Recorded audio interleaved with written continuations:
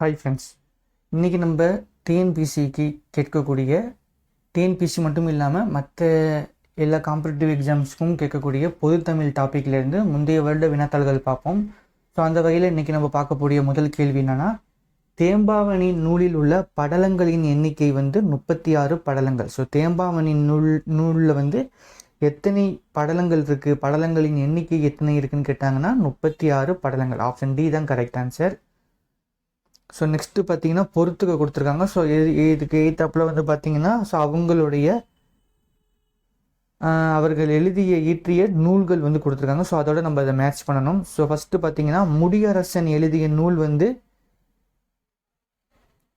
காவிய பாவை. ஸோ முடியரசன் எழுதிய நூல் என்னன்னு பார்த்தீங்கன்னா காவிய பாவை. சச்சிதானந்தன் எழுதிய நூல் என்னன்னா ஆனந்தத்தேன். குமரகுருபரர் எழுதியது சகலகலா வள்ளி மாலை. குமரகுருபரர் எழுதியது சகலகலா வள்ளி மாலை. நெக்ஸ்ட் கண்ணதாசன் எழுதியது மாங்கனி. ஸோ 2413.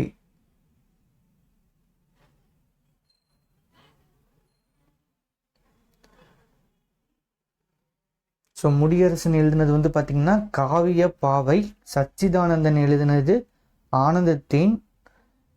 குமரகுருபரர் ஸோ அவர் எழுதினது பார்த்தீங்கன்னா சகலகலா வள்ளி மாலை. ஸோ சிக்கு 4. கண்ணதாசன் எழுதினது பார்த்தீங்கன்னா மாங்கனி. கண்ணதாசன் எழுதினது மாங்கனி. ஸோ 3142. ஸோ அதுதான் ஆன்சர். 3142 அதுதான் இதுக்கான ஆன்சர். ஸோ நெக்ஸ்ட் பார்த்தீங்கன்னா மலரின் பருவத்தை குறிக்காத பெயர் எதுன்னு கேட்டிருக்காங்க. ஸோ மலரின் பருவத்தை குறிக்காத பெயர் அகரு. மருமக்கள் வழி மான்மியம் எனும் நூலின் ஆசிரியர் கவிமணி. கிளியை வளர்த்து பூனையின் கையில் கொடுத்தது போல எனும் உவமை உணர்த்தும் பொருள் யாது? துன்பம். ஸோ கிளியை வளர்த்து பூனையின் கையில் கொடுத்தது போல எனும் உவமை உணர்த்தும் பொருள் யாதுன்னு கேட்டிருக்காங்க. ஸோ துன்பம். அகர வரிசைப்படி சொற்களை சீர் செய்க. வைக்கல், வைக்கலும், வைகரை, வைகுதல். ஸோ இதுதான் அகர வரிசைப்படி சொற்களை சீர் செய்தல். ஸோ இதெல்லாம் நம்ம இலக்கணம் பார்க்கும்போது ரொம்ப டீப்பாக பார்ப்போம். ஸோ இங்கே கூற்றுகள் கொடுத்துருக்காங்க. நான் புத்தகம் கொண்டு வருகிறேன் என்று பவானி காயத்ரியிடம் கூறினாள். ஸோ காரணம் நான் சொல்லியிருக்காங்கன்னா, ஒருவர் கூறியதை அப்படியே கூறுவது மேற்கோள் குறியீடு இடம்பெறும் தன்மை. முன்னிலை பெயர்கள் இடம்பெறும் என்பது நேர்கூற்று ஆகும். ஸோ இதனுடைய ஆன்சர் என்னென்னு பார்த்தீங்கன்னா, இவற்றுள் ஏ மற்றும் 6 இரண்டும் சரி. மேலும் 6 என்பது ஏவிற்கு சரியான விளக்கம்னு கொடுத்துருக்காங்க. ஸோ நெக்ஸ்ட் பார்த்தீங்கன்னா இலக்கண குறிப்பு பண்பு பெயர். ஸோ இதோடைய இலக்கண குறிப்பு பார்த்தீங்கன்னா திட்பம். அகர வரிசைப்படி சொற்களை சீர் செய்ய கொடுத்துருக்காங்க. ஸோ இதில் பார்த்தீங்கன்னா தப்பு, தீர்ப்பு, துப்பு, தோப்பு. ஸோ இதுதான் அகர வரிசைப்படி சொற்களை சீர் செய்கிறது. பொருந்தா இணையை கண்டறி. சுவடினா நூல், செட்டுனா சிக்கனம், சிந்தைனா உள்ளம். ஸோ வெய்யோன் அப்படிங்கிறது திங்கள். ஸோ இதுதான் பொருந்தாத இணை. சொற்களை ஒழுங்குபடுத்தி சொற்றொடராக்குதல். தமிழறிந்தாரிடம் தமிழ் பேசுதல் தகுதிமிகு பண்பாகும்.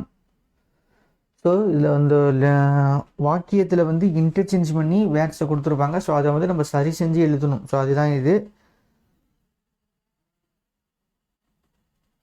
ஸோ கற்றவனுக்கு கட்டுச்சோறு வேண்டாம் எனும் குறிப்பிடம் இலக்கியம் பழமொழி 400. எவ்வகை வாக்கியம்? ஒரு வாக்கியத்தை கொடுத்துட்டு அது எவ்வகை வாக்கியம் அப்படின்னு சொல்லிட்டு கேட்டிருக்காங்க. ஸோ மாணவன் பாடம் படித்திலன். எதிர்மறை தொடர். ஸோ அது எதிர்மறை தொடர். ஸோ நெக்ஸ்ட் பார்த்தீங்கன்னா தக்கார் தகவு இலர் என்பது அவரவர் எச்சத்தால் காணப்படும். இக்குறளில் அமைந்துள்ள தக்கார் எச்சத்தால் என்ற இன எதுகை. ஸோ எதுகை மோனையிலேருந்து கேட்டிருக்காங்க. ஸோ இந்த வீடியோவில் பார்க்குற லாஸ்ட் கொஸ்டின் விடைக்கேற்ற வினாவை தேர்வு செய்க.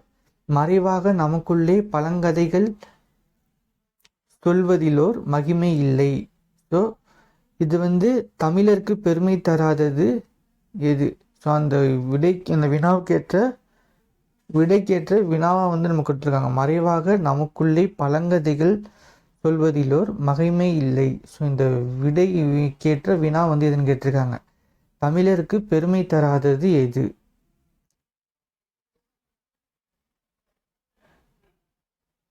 ஸோ இதுதான் நம்ம இந்த வீடியோவில் பார்த்த கடைசி கொஸ்டின். ஸோ நெக்ஸ்ட் வீடியோவில் நம்ம அடுத்தடுத்த கொஸ்டின்ஸ் கண்டினியூ பண்ணலாம். ஸோ இந்த வீடியோ பிடிச்சிருந்துச்சுன்னா உங்களுக்கு லைக் பண்ணுங்கள், ஷேர் பண்ணுங்கள், சப்ஸ்கிரைப் பண்ணுங்கள். Thank you friends.